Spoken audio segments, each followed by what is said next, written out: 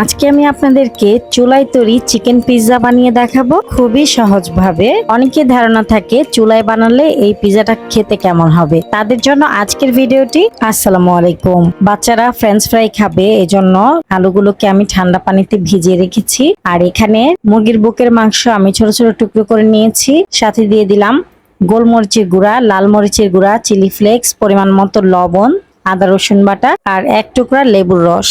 তারপর ভালো মতো মিক্সড করে নিচ্ছি। আর এই পর্যায়ে আমি গরম মশলার গুঁড়া দিয়ে দিলাম। গরম মশলার গুঁড়া দিতে ভুলে গিয়েছিলাম। আর এই গরম মশলার গুঁড়ার সাথে জিরাও আছে, যার কারণে আর এক্সট্রা করে জিরার গুঁড়া দেওয়া লাগবে না। এতো ভালো মতো মিক্সড করা হয়ে গেছে, একটা সাইডে রেখে দিব। পিৎজার ডো বানিয়ে নিব এখন। এখানে আমি 3 কাপ ময়দা নিয়েছি, সাথে দিয়ে দিলাম 3 টেবিল চামচ গুঁড়া দুধ। 3 কাপ ময়দায় আমি এখন 1.5 চা চামচ ইস্ট দিয়ে দিলাম, পরিমাণ মতো লবণ দিয়ে দিলাম।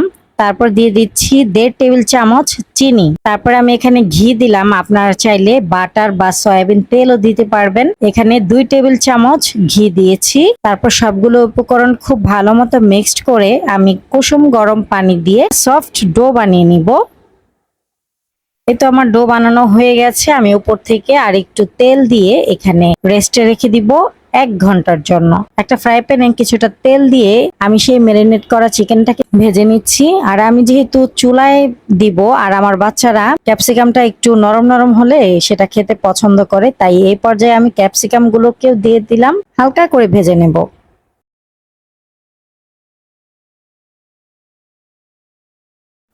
এই তো এই পর্যায়ে চুলাটা অফ করে দিলাম। পিৎজার ডোটা ফুলে কিন্তু ডাবল হয়ে গেছে। আমি এর আগেও একবার ময়ান করে নিয়েছিলাম, এখন আবার ময়ান করে নিচ্ছি। এই ডোটাকে আমি 2টা ভাগ করে নিব। এই ডোটা থেকে আমি 2টা পিৎজা বানাবো, একটা বড় সাইজের পিৎজা বানাবো আর একটা ছোট পিৎজা বানাবো। 10 ইঞ্চির একটা ট্রেতে আমি পিৎজাটা বেকড করব, এই জন্য আমি 2 কাপ ময়দা দিয়ে 10 ইঞ্চির পিৎজা বানাই। তো এখানে বড় যে পিৎজাটা সেটা বানিয়ে নিলাম। আগে রুটিটাকে বড় করে বেলে নিয়েছি, তারপরে এই কাঁটা চামচের সাহায্যে একটু কেচে নিচ্ছি, এতে করে রুটিটা ফুলে যাবে না।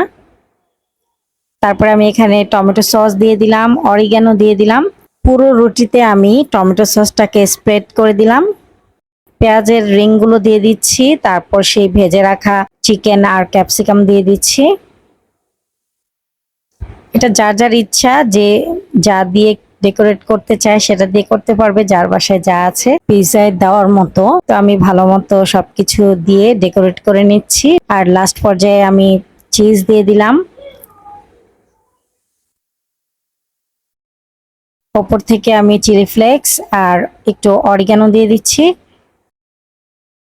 এই তো আমার পিৎজা রেডি বেকড হওয়ার জন্য। এভাবে আমি ছোট পিৎজাটাও বানিয়ে নিয়েছি। এখন কিন্তু চুলায় বসাবো না, আমি এটাকে আরো আধা ঘন্টা রেখে দিয়েছিলাম। তারপর এই যে এইভাবে আমি একটা প্যানের উপরে স্ট্যান্ড বসিয়ে প্যানটাকে আগে গরম করে নিয়েছি, তারপরে আমি এই পিৎজা ট্রেটা বসিয়ে দিয়েছি। এভাবে আমি 25 মিনিট বেকড করব। তবে 15 মিনিটে আমার ছোট পিৎজাটা হয়ে গেছে আর 25 মিনিট লেগেছে বড় পিৎজাটা হতে। আগে ছোট পিৎজাটা আমরা খেয়ে নিব। এই যে এই কাটারটা দিয়ে কেটে নিলাম।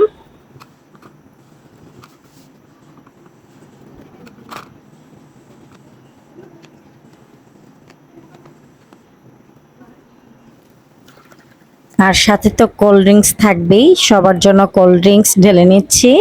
আলহামদুলিল্লাহ, পিৎজাটা খেতে খুবই মজা হয়েছিল। আর এটা হচ্ছে সেকেন্ড পিৎজা, মানে বড় পিৎজাটা, এটাও এখন কেটে নিচ্ছি। এটা আর একটু মোটা হয়েছে আর ওই পিৎজাটা একটু পাতলা হয়েছে। আমরা একটু সফট পিৎজা খেতে পছন্দ করি, এজন্য আমি একটু আগেই নামিয়েছি। চুলায় যদি 30 মিনিট বা 35 মিনিট রাখেন তাহলে কিন্তু নিচে থেকে শক্ত লাগবে, সেটা কিন্তু খেতে ভালো লাগবে না। তাই 25 মিনিটই বেকড করবেন। তো আজকের রাতের ডিনার আমরা এগুলো দিয়েই করছিলাম। আর সাথে তো ফ্রেঞ্চ ফ্রাই ছিল। আর আজকের ফ্রেঞ্চ ফ্রাইয়ের আলুগুলো একটু বড় বড় ছিল, দেখতে খুব সুন্দর লাগছিল।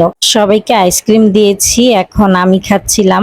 ভিডিওটি ভালো লাগলে প্লিজ একটি লাইক দিবেন। ভিডিও সংক্রান্ত কোনো মতামত থাকলে কমেন্টের মাধ্যমে জানাতে পারেন। আজকের মতো ভিডিওটি এ পর্যন্তই। আবার চলে আসব নতুন একটি ব্লগ নিয়ে। সে পর্যন্ত সবাই ভালো থাকবেন, সুস্থ থাকবেন। আল্লাহ হাফেজ, আসসালামু আলাইকুম। আমাকে সাপোর্ট করার জন্য আমার ভিডিওটি চাইলে একটা শেয়ার দিতে পারেন।